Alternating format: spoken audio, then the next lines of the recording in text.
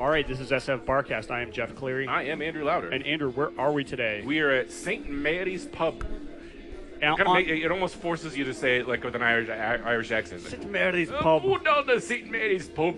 How come Notre Dame game isn't on yet? Like because it's my Irish accent. It's Tuesday, sir. My Irish accent kind of drifts into my Indian accent, which makes like no sense. Well, I mean, like to you, growing up, like an Irish accent is basically a Boston accent, the same thing, right? Like, right, exactly. It's like that's just the way people talk. Irish, what you think? So this place is on Mission Street. It is, and it's in this little like neighborhood that like I don't really know what you would call it. I've heard it called St. Mary's Square. Yeah, it's like sort of south of Bernal Heights, I guess, like sort of on the other side of the hill. Yeah, like southwest of Bernal Heights. So it's not really, and it's not Crocker Amazon. No, it's not that, and it's kind of like it's not like what do you call Excelsior, it?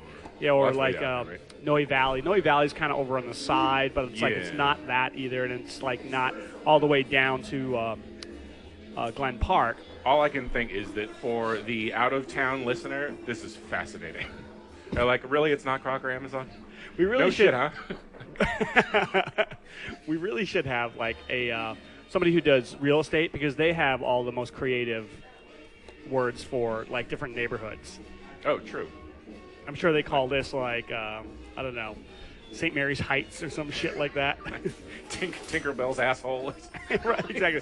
Who doesn't want to live in Tinkerbell's asshole? Come on, snap your fingers, you get anything you want.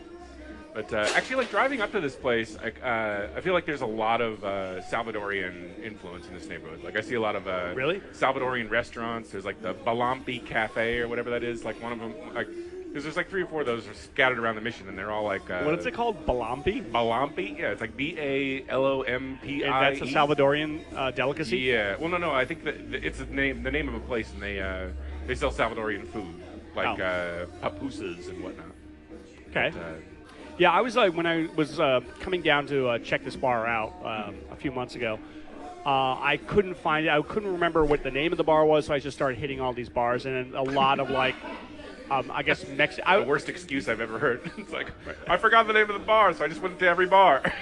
Well, I remember a friend of mine was telling me about, like, it's like this kind of like this new hipster bar down in this, like, kind of hidden neighborhood. Oh, so you're expecting, like, an old warehouse, like, with reclaimed wood? Well, I would go into all these other bars, and it's, like, hardcore, like, Latin American, like, bar. And I'm just like, I don't think this is it. Okay, so have a cerveza there. And okay, Paso Homes. This is fun. Exactly. Oh, do you have Arcade Fire on the jukebox? Like, tell me about your martini selection.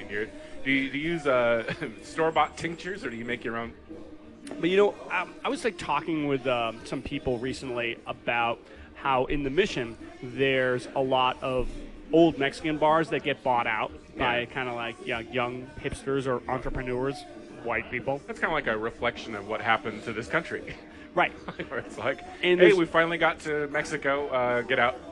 Exactly. Hey, thanks a lot. You want to move over a little bit? You want to scooch down a little? We're going to take California. Yeah. So there's this trend where like people buy out these old like Mexican sort of, like old, like sort of seedy Mexican bars. Yeah, but like they've been there forever, so there are all these like Mexican strongholds, and then like some like hipsters come in, buy it, and then make it into like put Tom Waits on the jukebox, right? And then there's always this culture clash between the old patrons and the new patrons, right? And I wonder if that happened here. But, like, there's only a handful of, like, really, like, authentic Mexican bars left in the Mission. Like, there's the Farolito Bar, there's the City Club, there's a few on 22nd Street. Right. Like, does Esta Noche fall into that? I mean, it's. I don't really think so anymore. Yeah. Like, that is kind of crazy that, like, there was a place you called, could sort of name them, like, off the top of your head practically now. I mean, like, you probably 30 years ago, there'd be more Mexican bars than there would, like... Oh, absolutely. I should say Latino bars. I just pointed out that people are from El Salvador, and I'm not like 5 minutes later. Exactly. I'm like, yeah, all those Mexicans. It's like the Nicole joke. It's like, yeah, as soon as you come to California, you're all Mexican. Right. It's like, why do you people hate each other? Like, to me, you're all identical.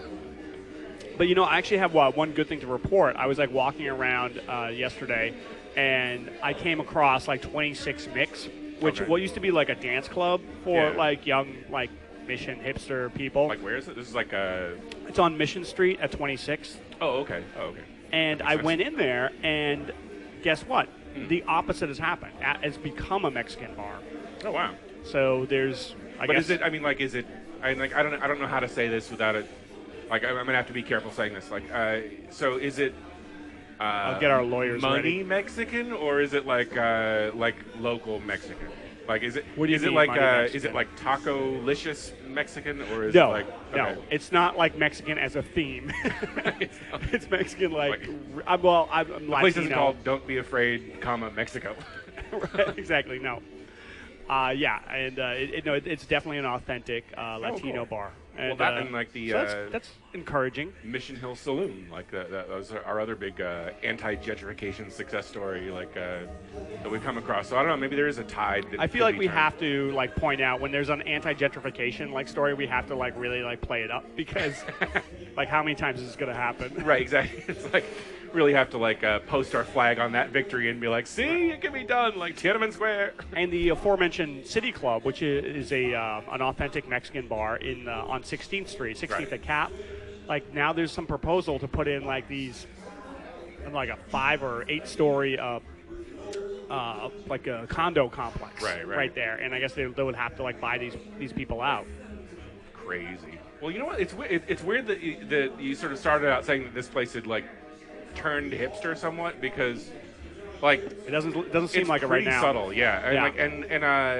I think it feels like a really great neighborhood bar to me. Yeah. Well, I also want to say that like when I say that it turned hipster, like I don't really mean that in a pejorative or way. Or hipsters discovered it is what you're saying. Yeah, or like somebody bought it and like fixed it up. Oh, okay.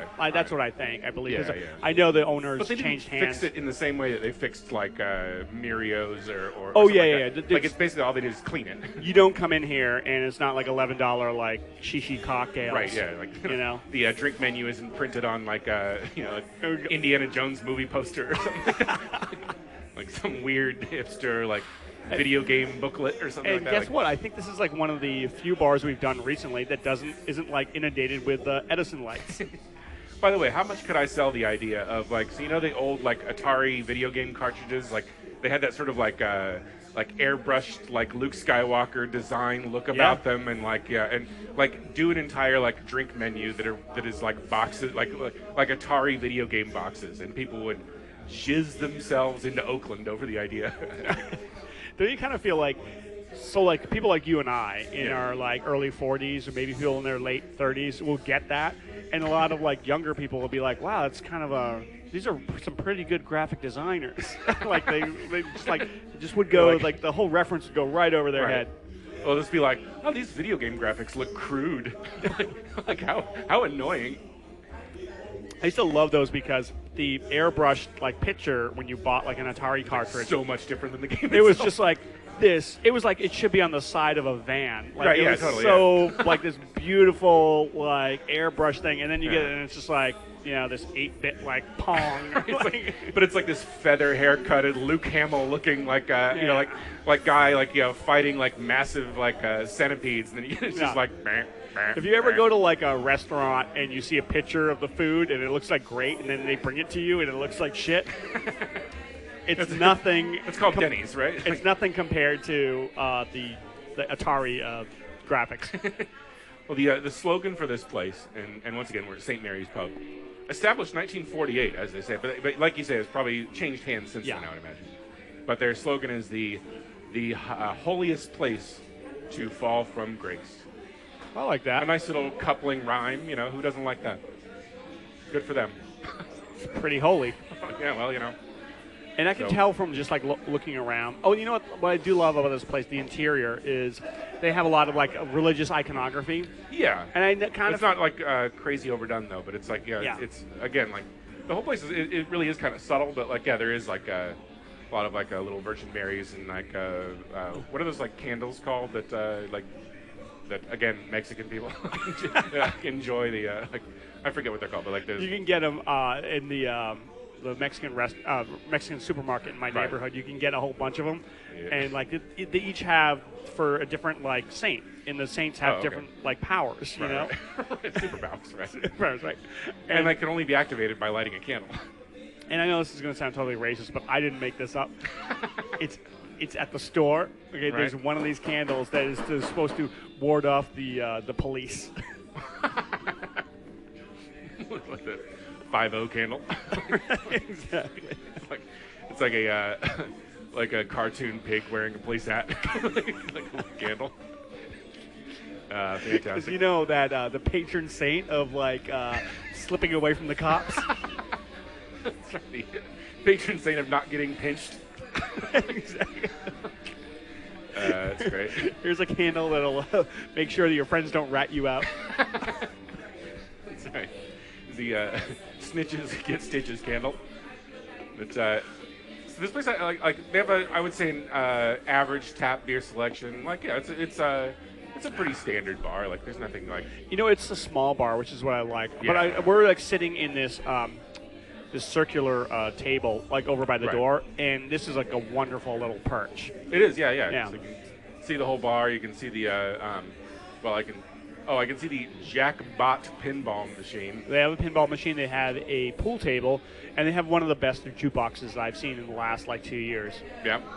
Like, what are some of the? Or we'll come back to that. We'll play some music during one of the breaks, and we'll revisit the jukebox because I want to check this so-called good jukebox out for myself. Oh, you don't want to take my word for it? No, sir. I didn't. We didn't get to 50 episodes by me trusting in your opinion.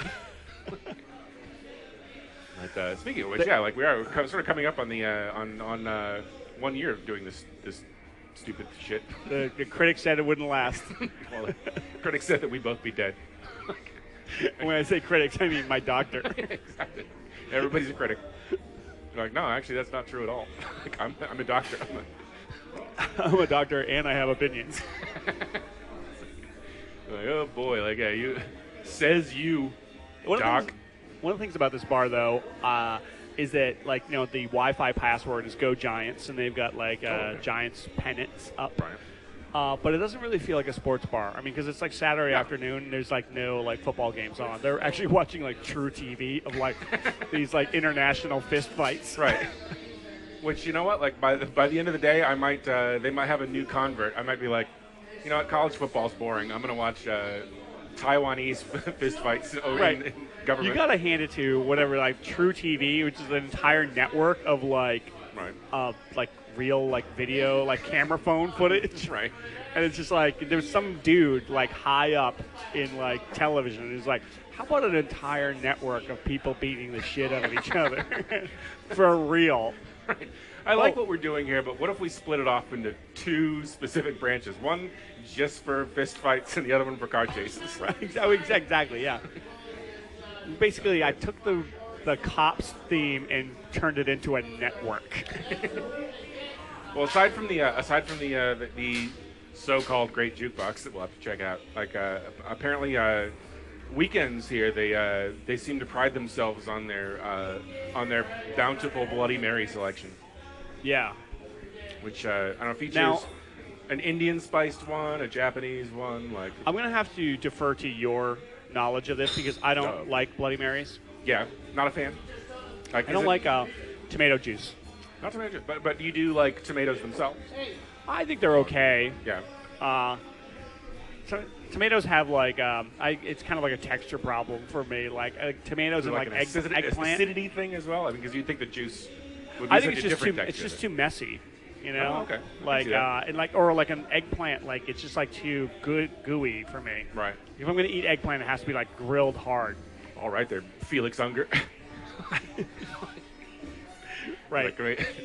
Can I tell the waiter to do anything else special with your food? Oh, you know what? We should talk about. Speaking of being a pedantic and boring bullshit. Yeah. Speaking of like being a completely fucking asshole, Twitter went IPO this week. Yes, which we sort of briefly discussed on the bonus episode, but like. Did we? I haven't. Well, we were trying to sort of hang out and troll for some runoff Twitter pussy. After their big Runoff IPO. Twitter Pussy is a great band. They are out really of Brooklyn. They, better than Camper Van Beethoven. So did we talk? I can't. I didn't read. I didn't. Well, that's the thing is like we lost half. We had. So we we had. sort of like. I have to apologize to people because we lost like half of our episode last week because of a technical difficulty. I do not accept your apology because it looks to have come out of nowhere, and I say that Twitter is probably more to blame. They probably ran some sort of like data like destroying like virus throughout the neighborhood, so that nobody could catch like their their parties. There's probably some guy there who had just become a millionaire, and he said, "Hey, those two assholes are talking shit about us. I have fuck you money now. I can go over there and like I can make one phone call and have all of their data like erased." Yeah. And so he did, or at least that's what I choose to believe. Prove me wrong, America. A friend of mine had a story, like, because Twitter went IPO and then their stock like went up like 80% in one day. And a friend of mine works at a restaurant, and he said that a bunch of like Twitter people came in like looking to celebrate, and they're like, "Oh, we're not open yet." And their response was, "Oh, let's get out of here. When we'll come back and buy this place." Like, you've only been like rich for like a short amount of time, and you're already you have this like land speed douchebag record. Like, it's like it went right to your head, and suddenly you're gonna treat everybody like shit. You're probably like a pretty polite person that morning. They went IPO, and he's just like, "Oh, where's the nearest like poor person for me to kick?" There's probably like some guy that like he was like taking or picking up a pair of like white gloves, and then like he heard the news about Twitter and like slapped his servant with it in one motion. That's the only way you could turn into a quicker asshole. Like why does that happen? People are like, "Wait a minute, I'm rich now. I don't no longer have to be nice to people." Like the only thing that was keeping you nice to people was that you were like struggling financially. Right, yeah, it's like the entire time they were working, and they were like, "Someday I'm going to be able to treat everyone like shit." For no reason. Someday. I have a 10-year plan, and that the final part of that plan is me treating everybody like shit. All right, well let's take a break, and hopefully this Big Al Gonzalez looking motherfucker will shut the hell up. Oh my God. We're gonna have to turn off the True TV, or they're gonna have to start shooting an episode in here. I know this guy's gonna lose his fedora if he's not careful. All right, this is SFBarkast. We're at StMarys Pub. We'll be back. All right, and we are back at StMarys. At StMarys, indeed. StMarys Pub. Show some enthusiasm. You totally fucked up the entire bar by playing music. I did. It's not something that usually happens when you put money in a jukebox, that it like plays at a ridiculously high volume. Well, we're here in the Saturday afternoon, and it's like a kind of an empty bar. Yeah. So when I think it's still at the volume that it is usually at when the bar is crowded on a Friday, Saturday night, which is probably like perfect volume for them. Yeah. But like now, you're driving people out of the bar by playing Talking Heads. Well, and he has his own, like the bartender clearly has his own iPod or whatever with music on it. So he's got it wired to play that. So as soon as I put like anything in the jukebox, it like blasted over that, and then he had no way of turning it down at all. So like we basically had to pull the plug on the whole thing. I want to say, despite I feel like we're saying oh, this went wrong. No, yeah. Despite the short time we've been here, I really like this bar. Totally. Although I just went to the bathroom and there's no paper towels in the bathroom. Uh-oh. It's the one thing I will say about the bathroom here is that you're like on stage going into the bathroom, right? Because I guess it's right next to the bar itself, and like you almost like have to go behind the bar to like go to the bathroom, and it's up a step. So like when you come out of the very small bathroom, like you're essentially just like introducing yourself to the bar, like as soon as you open the door. Right, exactly. It's like and if this place was packed and there was a line to get there, you'd have to it's like you're stepping up to accept your Olympic medal. Right. They give you a diploma like on your way out. Except you're not getting something, you're leaving something. You're like, you just graduated from Take a Dump University. I was going to tell the bartender that they were out of paper towels, but like I just know that like all it would remind, I would just start giggling because one of my favorite jokes I ever heard in a comedy club was I was running a comedy show at the Old Purple Onion, and before the show, like you just kind of like do a once over the entire place and like just to make sure everything's okay. And so I went to the men's room and checked, and I went over to the bartender and I said, hey, I just want to let you know you're out of paper towels in the men's room. And he goes, wait a minute, there are paper towels in the men's room? It's like men's room. And that was like the funniest joke the entire night, and it was delivered by the bartender. Right. like, wait, back up. There are paper towels in the men's room? Yes. No, there's not. Wait a minute. Back up again. There's a men's room? Hey, I don't come to where you work and make drinks. Don't come to where I work and tell jokes. Exactly.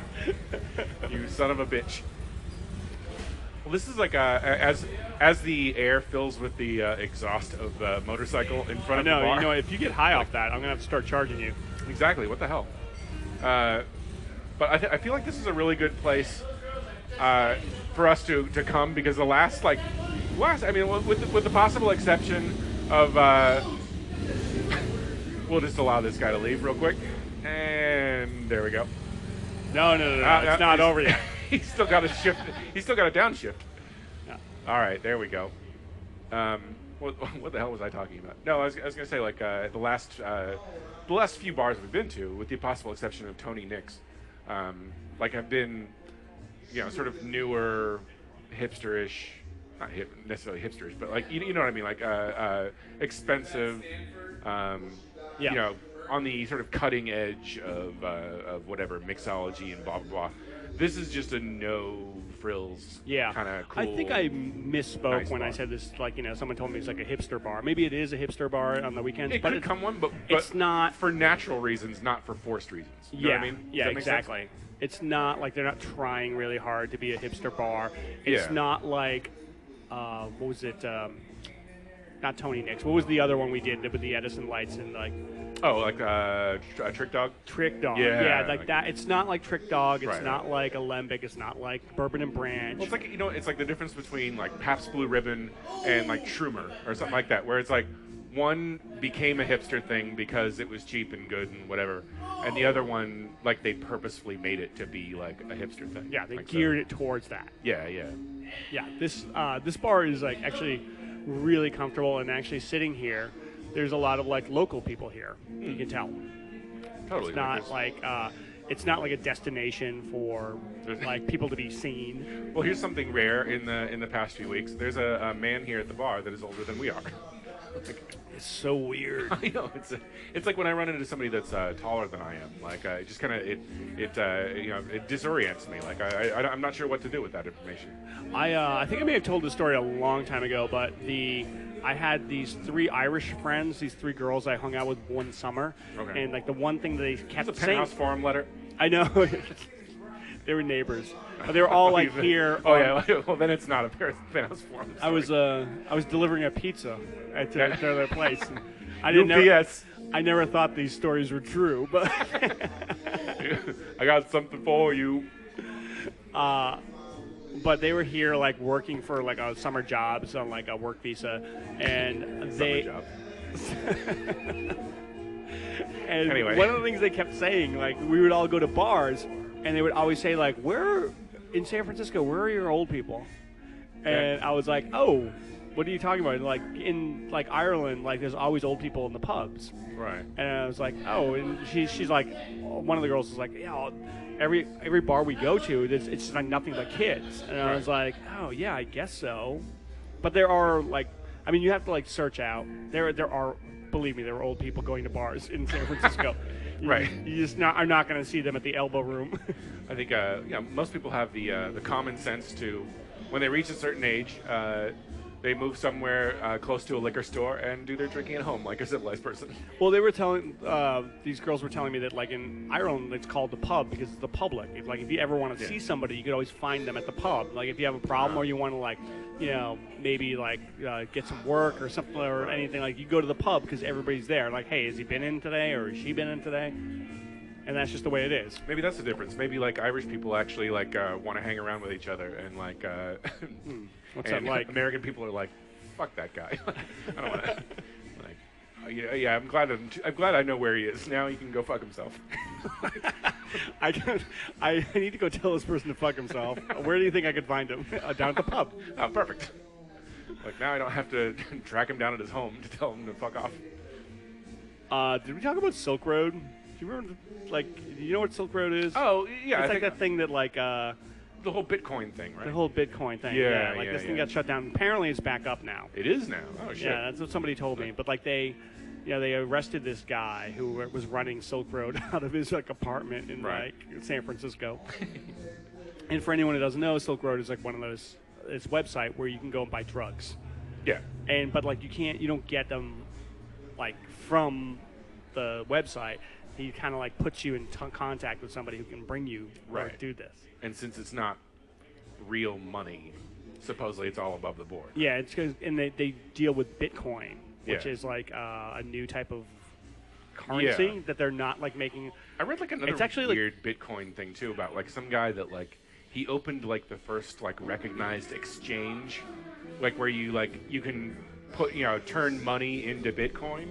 And like this guy's a millionaire just for setting up this dumb website dealing in this like stupid fake currency. Well, supposedly Bitcoin is like it's like this internet currency. Yeah. And the big like appeal of it is that there's only so much of it. So it's not like the American Mint where they just like they just like print when you like hear like stories about the U.S. Treasury, it must be super fun to print up money because they just like love to do it. Right. Like there's nothing backing it up behind, but like in Bitcoins, like it's not gonna get devalued. Supposedly, it's not gonna get devalued because they're not like there's only a certain amount of it. Huh. Still seems fishy. Andrew, are you saying that like something you can buy drugs with is fishy? Well. Unless it's fish. Apparently, teach a man to buy drugs. Somebody was telling me the reason why the guy who like ran Bitcoin got busted was because he tried to put a hit out on somebody. Really? Yeah. Oh, but did he use Bitcoin? No.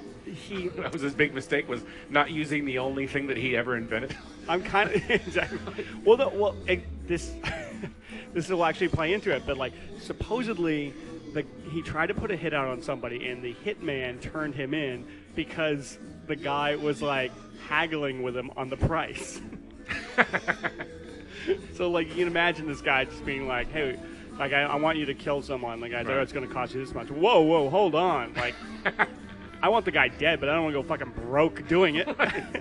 I'm not asking him to be buried in gold. You do take Bitcoin, don't you? Exactly. Try explaining to like a Samoan like hitman what Bitcoin is. God, exactly. Like there's probably been more people like killed trying to like initiate deals in Bitcoin than regular like money, because like people are just like, fuck you. But you've got to hand it to that hitman because he was just like, this guy's haggling on the price. I think I'll just turn him into the cops. Like, wait a minute. There's a certain code that hitmen go by. Hey, you know what? Like, I've got the upper hand in this deal. I can just turn him in. Son of a bitch. So what else we got going on? StMarys. StMarys. I grew up Catholic. Did you grow up Catholic? I did not. I was not really religious. I guess I was just never brought to church as a kid. But like, I went to like friends' churches and like like growing up in school, where like some kid be like, "Oh, come to my church," or something, fucking whatever.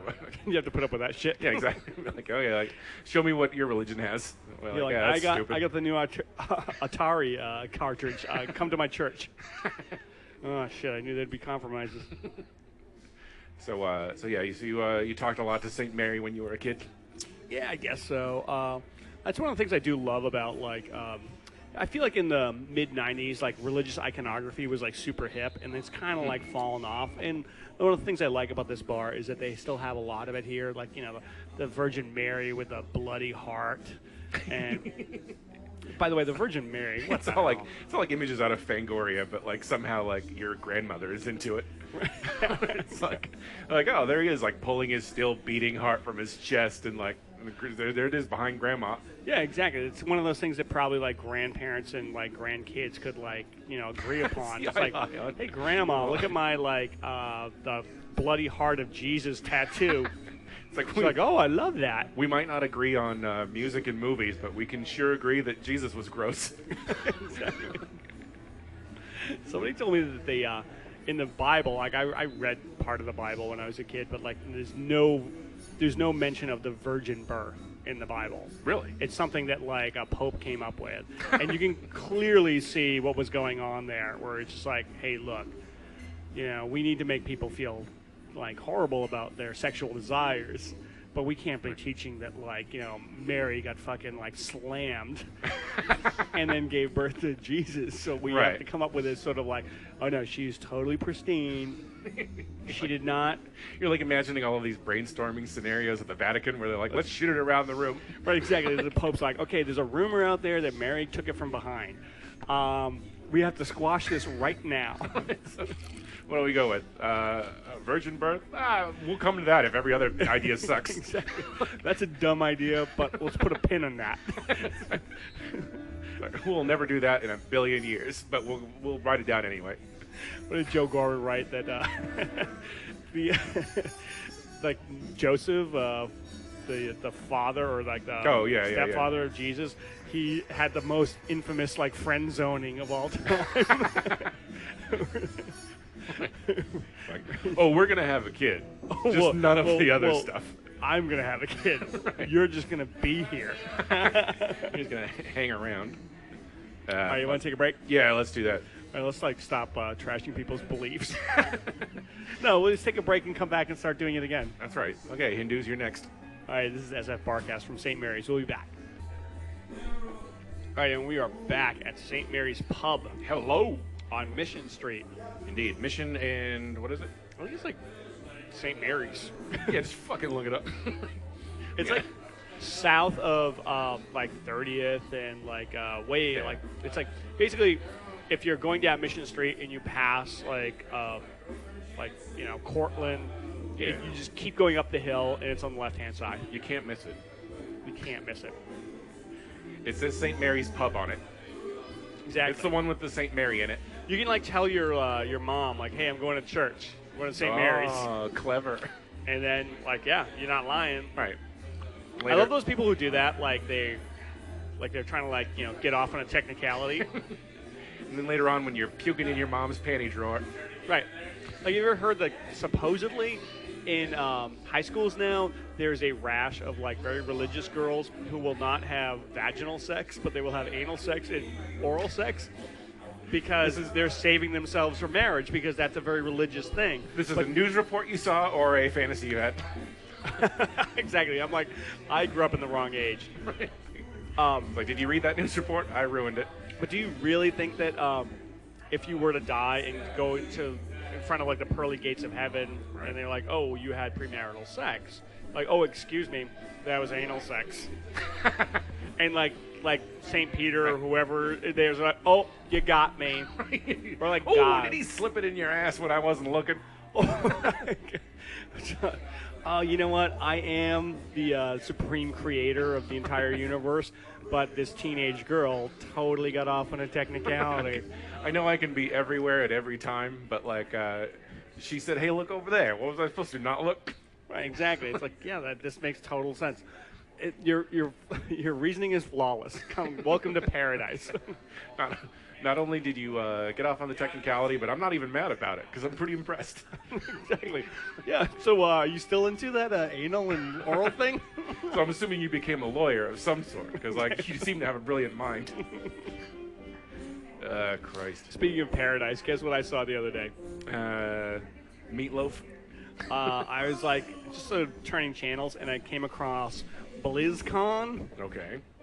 And for anybody who doesn't know, like, I'm not a gamer. Yeah. I don't think you are. Are you a gamer? No, not really. Not really anymore. I know we played Atari and we played video games when we were kids.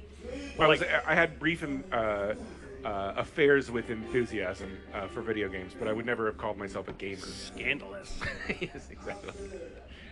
I've sucked a couple video games dicks for drugs, but that's it. No, nothing serious. Come on, we all went down on Doom once or twice in our college years. So, BlizzCon is this convention in Anaheim Right. of all these gamers who play like World of Warcraft and StarCraft, and so like, I'll watch a little bit of this because it'll be fun. I like making fun of people. And I'm a big believer in Schadenfreude. before they started BlizzCon, Right. they had this like 6 or 7 minute video of like everything they've done in the past. Right. And this is the thing about the video game industry. Even though it has like absolutely no glamour to it whatsoever, Yeah. somebody was telling me that it's 10 times the size of Hollywood. Like the amount of money that the video game industry takes in is like ridiculous. I think it was what's the alien, the space like shooting game? Not Doom, Halo. Right. So I heard that like when like, Halo, I'm a Pac-Man.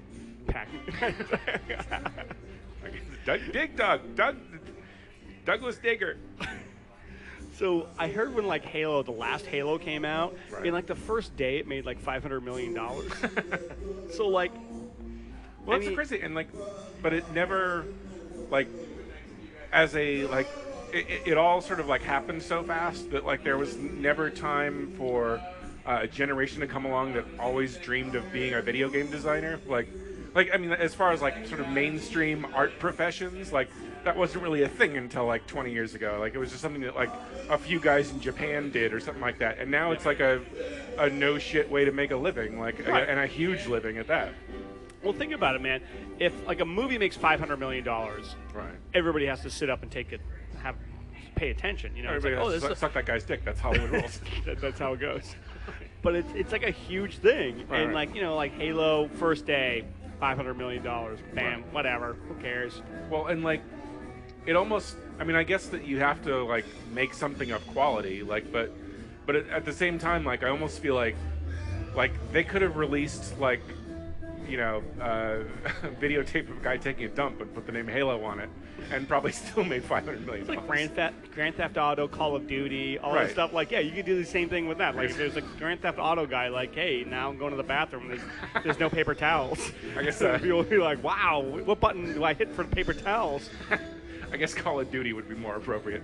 But this like 6 or 7 minute video of like them showing everything they've done with like StarCraft and World of Warcraft, it really is. It's like the production quality is so goddamn high that I'm just, it's like one of those things. Like I'm like, how come I don't play video games? I'm like, I don't know. But then like they go to the actual convention. And like I said, like, you know, Hollywood is huge because it has all that glamour. It's all these like beautiful people and like people like, you know, fantasize and right. you know, like really, what's is George Clooney ever going to get married or like, you know, stupid shit like that. But like the video game industry has none of that, and they go to like the crowd, and it's all like these fucking like, you know, teenage boys. It's just like Well, like it's crazy because this sort of like it reminds me a little bit of something that I saw. I can't remember if I saw it or heard about it, but like or read about it or something like that. It was but in Japan, like people are sort of like no one's having sex anymore. Like there's a whole generation of like kids in Japan that like just don't have sex. Like they don't, like, it's not part of their lives at all. Like because they're so into like video games and you know, whatever. Are there whatever, sex like, goes video on. games? Well, that's the thing is like I don't think there are, but like, you know, like I think like when you get to like Tokyo and like or something like that, where it's just like you're just constantly bombarded with pop culture and lights and noises, like constantly. Like maybe it's just like they're just breeding it out of themselves, where it's like yeah, maybe that's like the sort of the limit that human beings reach, and then like they just stop fucking and go away. Well, I'm not there yet, and I don't feel like I'm never gonna get there. But like, man, You're like, that's all well and good, but I want to get my fuck on. Have they tried drinking too much? Because that would help. Have they tried Kate Upton? I can't imagine. I mean, I feel like my attention span has gone really, been minimized by the internet and everything. But I can't imagine having an existence where, my virtual reality is so much more enticing than my real reality. Right, exactly. Where it's like there's no video game for me that will probably but it almost trump getting laid. The way that this story treated it, it wasn't. It almost like it. It's almost like it wasn't any sort of conscious choice. Like it wasn't my virtual reality is better than the other one. It just sort of phased out. It's something that they don't even think about. Like where it's oh, you bummed out that no one wants to have sex with you or something like that. And they're like, I've never even thought of it. It's just weird. I feel like there's a huge, not to sound like a complete capitalist, but there's a huge marketable opportunity there. Where you'd be like, you know what? I see, you see a human race dying. I see cha-ching potential. Yeah. I'm going to go to, I'm going to be like the Fillmore Slim, like this pimp guy who brings a bunch of hot girls to Tokyo and make a fucking $1 billion. Be like, hey, you know what? I'm bringing fucking back. You're welcome, everybody. You can thank me later. Name a statue after me or something. See you later. Fucking awesome. What else? Did you do anything interesting this week? Oh, this week? Boy. I've got some relatives in town. I guess a relative and her boyfriend. So it's my niece Amber. Shout out to Amber. Ooh, ooh. Shout out to Steve Henry, one of our listeners, who I told a story about not in a few podcasts ago, and he recently said I really appreciate you retelling that story of me getting hammered at the fucking Paul Westerberg show. Was he being sarcastic? It was on text, so hopefully. I choose to think that it was completely legit and that he appreciates everything that we do. I like to think so. I appreciate everything he does. And when I say everything he does, I mean download the podcast. I appreciate that he invited us to his wedding. What was that, 10? No, it was longer than that. For a while it was 13 years ago, I think. This also is really interesting, too. It was right before 9/11.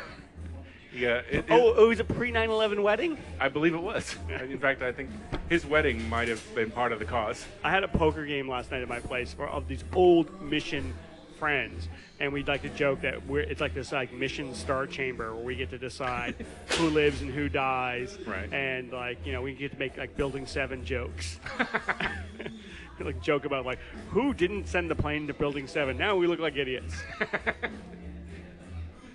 Building 7. It appears we do have some sports, like you mentioned, on one TV. Yeah, they turned the Cal USC game on here. Right. So I mean, if you come here and you request, they'll be cool about it. They're not going to be like, hey, look, we're watching True TV. We're watching homoerotic frat guys beat the shit out of each other. They're not going to be like, I'm sorry, sir, this programming is part of our theme here at St. Mary's, and we bartenders don't have access to any of the art installations. Well, the other things I just noticed about this bar is that they have a dog bowl of water on the side over there. So I'm going to say that dogs are allowed here. Oh, okay. I wasn't sure what you said. I thought you said log roll. Log roll? Yes. Like a log flume. And now let's go to Jeff for his log roll report. I don't know if you noticed, but they have a log flume ride at the side of the bar. It's okay. Yeah. I've seen better log roll rides. I mean, Disneyland one's better for starters. That is kind of a weird, when you think of roller coasters and stuff, it's hey, let's pretend we're on a log. Right. And we're going down. Well, it's weird. You have a choice. When you're at Disneyland, you can either ride a rocket ship through Space Mountain. Yeah. Or you can ride a log. It's just okay, there's one old guy on the log ride. It's you can have your spaceships. You can have your supersonic roller coasters. It's never going to compare to the beautiful smell of riding a log down a fucking steep hill. Those Nazi scientists may have made the nuclear bomb, but they never made anything better than the log ride. They'll come back. They'll come back to the log ride when they get sick of all that space exploration. I got your Manhattan Project right here. swinging. All right. Hey, let's take a break. Yeah, let's take a break. Why not? Let's take a break and come back, and we'll wrap this up. We'll get our rosary beads together and say a prayer. Say a prayer. This prayer is not garbage. It's not garbage. All right, this is SFBarkast. We are at StMarys. Yeah. All right, and we are back at the StMarys pub. I almost forgot. I almost forgot the Blessed Mother. Exactly. Like you're gonna have to say about 500 Hail Marys and I don't know, kiss. I don't think I ever did a somebody's rosary. dick for that. It's weird. Like when I was younger, like I was like, I was trying to be religious, like because you're a kid. And you're like, I'll just do what people tell me to do. Pray the shit out of that fucking prayer. I prayed the shit out. Well, I never prayed the shit out of the rosary, but I prayed the shit out of other stuff. And then like, I don't even know what that means. Well, I mean, I know what the rosary is, but I don't know what the other stuff would be. Oh, like there's other prayers in the rosary. Oh, there is. Oh, okay. I thought the rosary is just like a tool. Like it is. It's like a. But it's also a prayer. Well, it's like it's a prayer. It's like you're supposed to. It's like a necklace that you wear, and you say like a Hail Mary for every one of these. Is it made of candy? I know exactly. There would be so much. People would be more into Catholicism if like the rosary beads were edible. they tasted like tiki masala or but it's like this tiki like masala chicken. But it's like this long like necklace that you wear, and for every bead you're supposed to say Hail Mary. And then every once in a while there's like they mix it up with something else, like Our Father, okay? Keep you on your toes. But it's like a long necklace, and I think it's kind of like the marathon of rosary, or the marathon of like prayers. And how are you supposed to do this nightly, or? No, you do it like whenever you see your necklace, like. I don't know. You're supposed to like do it to show off or some shit like that. You're like, I did the rosary this morning. That's not a big thing. Like, hey, I got 1,200 on my SATs. Yeah, well, I did the rosaries last night, so fuck you. Like, hell, you'd be like, okay, so I can either play Spider Solitaire for 4 hours, or I can do the fucking rosary. This is the sort of like watershed moment of Catholicism is when people realize, or I could just tell everybody that I did the rosaries and not do a goddamn thing. Oh, but then the whole thing about Catholicism is like guilt. So it's like you can't like tell. But then all you gotta do is confess, right? Like you. Exactly. Then you go, hey, I that's lied. The big loophole. Is like you confess and then and all that shit's gone, right? Why is like Catholicism like when you and I talk about Catholicism, it sounds like a bunch of scumbag lawyers. It sounds like it was invented by the mafia. It's like, where it's just like, hey, give us some Hail Marys and drop to your knees, something else like that. Yeah, so I had vaginal sex. And I confessed about it. So we cool now? Can I leave? Or I gotta go meet a guy. You're gonna like drop this, or are you gonna be a dick about it? Exactly. I'm sorry. I'm through with all the fucking around, Father. Jesus Christ, I apologized once. What am I, fucking made of apologies? So, one of the things we mentioned when we first came into this bar is they weren't watching sports, but they were watching True TV. Right. And, that's one of those things where, like, I walk in, I see, camera phone footage of people fighting, and I'm like, God, that's so stupid. Right. And then, I sit down for a while, have a couple drinks, and I'm just, riveted. Right. I know, you see it, and you're like, oh, what a bunch of morons these people are watching this bullshit. Can you imagine the mind of the person that would like this sort of shit? And 10 minutes later, you're like, punch him in his fucking head. Ooh, you just got to knock the fuck out. Did you see it? He just got a 2x4 to the teeth. Like, right before I went to the bathroom, they were showing their whatever, their Hall of Fame, or they had this really quick cuts of people, all these horrible things happening to people. If you were that person, you would never want people to see, right? Right. But then right after this, this barrage of quick cuts of shit, the really embarrassing stuff, they're like, send your videos to here. So they're appealing to not those people who are getting punched in the balls or whatever. Right. They're appealing to their unscrupulous friends who are like, oh,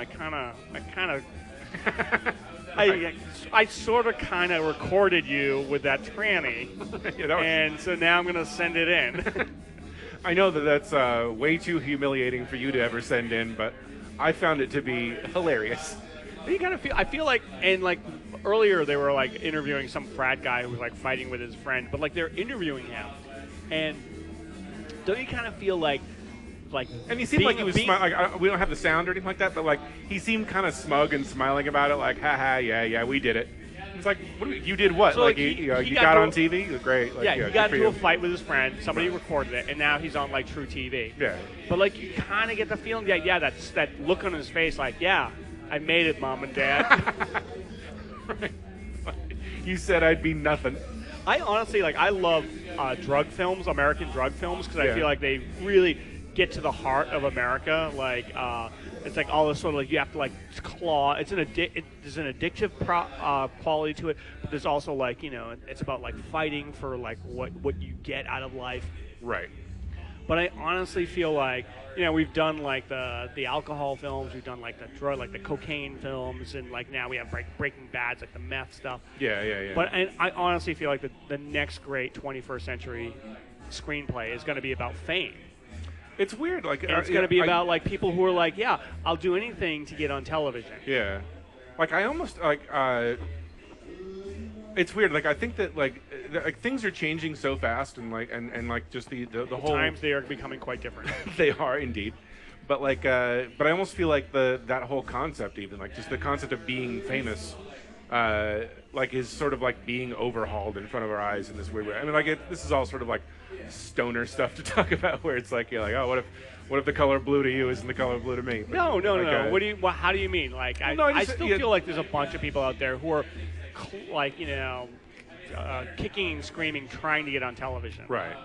But I think that's the thing is in 10 years, even saying that phrase might be outdated. Like the whole idea of television, like where it's like, it's like okay, like now I'm, like once the idea of television becomes the world of like just internet media, then like the whole like what constitutes being famous once that happens, like number of hits, like demographics, right, whatever. But then you kind of feel like that hasn't like manifested itself yet. Because, right. But I'm just saying, like you have like people.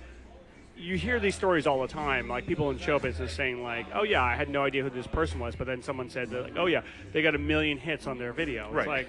But I don't have an appreciation of that yet. Yeah, like, that doesn't make you a star. Because it's never been monetized yet, I guess. I mean, like most of it, you're like, okay, like, but you don't make a living doing that. Like, a bunch of people accidentally clicked on your video. I mean, like, and that's the same way. Like, maybe it's not like maybe it's not like reality television, but maybe it's like, yeah, like I'll do anything to get like more hits or subscribers on my YouTube page. I don't know. It's all bullshit to me. I think it's a bunch of bullshit. So what's your final analysis of this I'm actually Phil Joannou? Phil Joannou, director of I want to know, Rattle and Hum. I wonder if we're saying his name State right. Of Grace. We're like probably like 52 episodes, and we may have been like mispronouncing his name.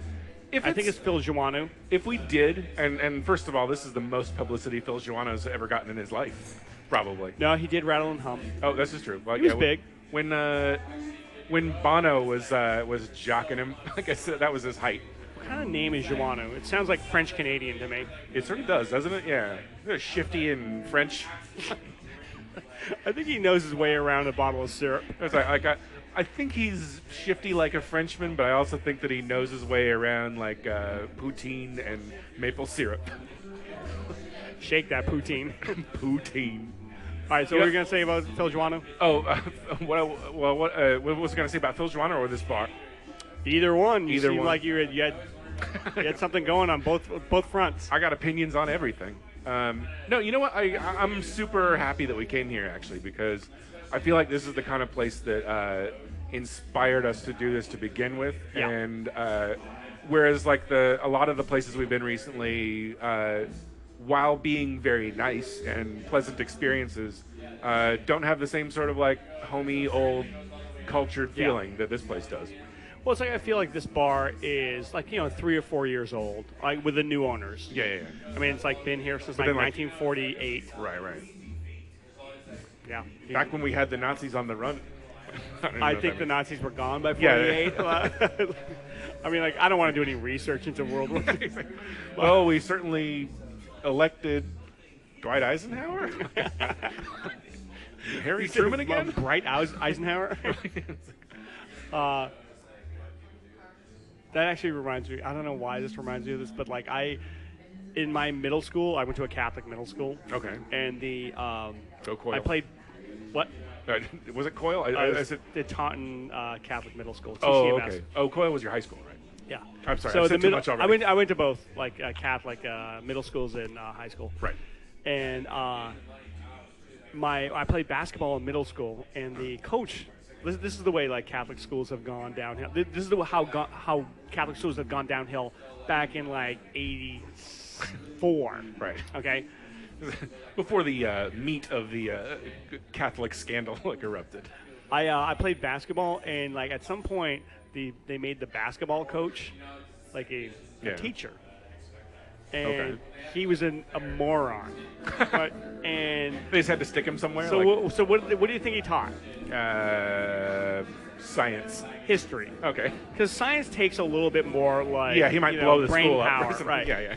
But I used to like joke that like Mr. Clemmy, when he was like teaching us when he was teaching us history, he was learning as he was teaching. like oh, so next chapter. Wait a minute, there was a Second World War. Wow, I hope everybody can make it to the game tonight. He's like, oh my God, like, you guys, they killed Kennedy. What? We've been on the moon? An American? Oh my God, USA. Can't wait to see how this Challenger mission turns out. I really think it's going to go well. But you know what? I really like this bar as well. It's like 3 or 4 years old, and I feel like we've done like a lot of like new bars, new trendy bars, where people put like a boatload of money, and you can tell this is not one of those bars. I'm not saying that in a bad way, but it's like this is like people who are actually like want to run a bar. It's not like somebody with like they made like a bunch of investors behind them who are like looking to make like a quick buck on $11 drinks. This is like a bar. The people who bought it like are here for the long haul, and they want to like be part of a community. So I mean, part of it is certainly a result of the neighborhood that it's in, because like this might be like close to being one of the last areas of gentrification or whatever. So like so there something like a neighborhood bar can sort of exist here still. Well, this neighborhood doesn't feel gentrified at all yet. I mean, like I'd say, like which is great. These have new owners, but like they fit in really, really well with this neighborhood. Totally. Yeah. And I think I almost think that like if you put like a trick dog style like douchatorium here, it would I think they'd reject it. By the way, douchatorium. I just bought douchatorium.com. That's right. It's going public. I'm gonna cash out my douchatorium stock. Oh, God. One of the other things about the neighborhood, like there's a park right around the corner called Holly Park. Oh yeah. Which is one of the nicest parks in San Francisco. Is it? It's like at the top of this hill, and it's like they have like a softball field there, and they have like a basketball court, and it's just like you're everywhere you look, you're at the top. It's like if you're playing like basketball in the fucking Himalayas, like you're at the top, and everywhere you look is like just like this beautiful view. Wow. So there's a basketball court in Corona Heights that I thought was my favorite, and the Holly Park basketball court is my favorite. Like just like recently found this out after 20 years of living here. So put that in your pipe and smoke it. Hoop junkies, hoopsters. All right. So I'm giving this place like my highest your highest thumb. My highest thumb. This place gets as many stars as I have thumbs. Many billions and billions of stars, as Carl Sagan would say. I want to give this place 4 thumbs. All right. No, yeah, like I love it. Like I certainly, I should say, especially if I were a neighborhood resident, like this would be a great place to hang out all the time. And you know what? Drive here if you're not. Fuck it. Like, take a Uber car or parking's a bitch down here. Like, I didn't realize how bad like parking. Sure. Yeah, it's probably as better than the Mission. But like, we drove around for a while looking for a parking space. Get one of those. Get one of those fancy internet Uber cars or something like that. Uber. But like, you can take. There's like the Mission bus comes right here. So. Ooh, buses. Wait, listen to poor man Cleary over here. Hey, I'm trying to save the universe. I mean, the environment. I'm saying like that'll be the next logical step. Will be like for all the rich people that live in San Francisco now to like rise up and destroy Muni, like so that. Oh yeah, absolutely. All right, let's wrap it up. Stay tuned for that. Now I'm starting trailing off. So let's wrap this up. So I'm Jeff Cleary. I'm Andrew Louder. And we will see you next time at SF Barkast. We're signing off from St. Mary's Pub on Mission Street. St. Mary's. St. Mary's.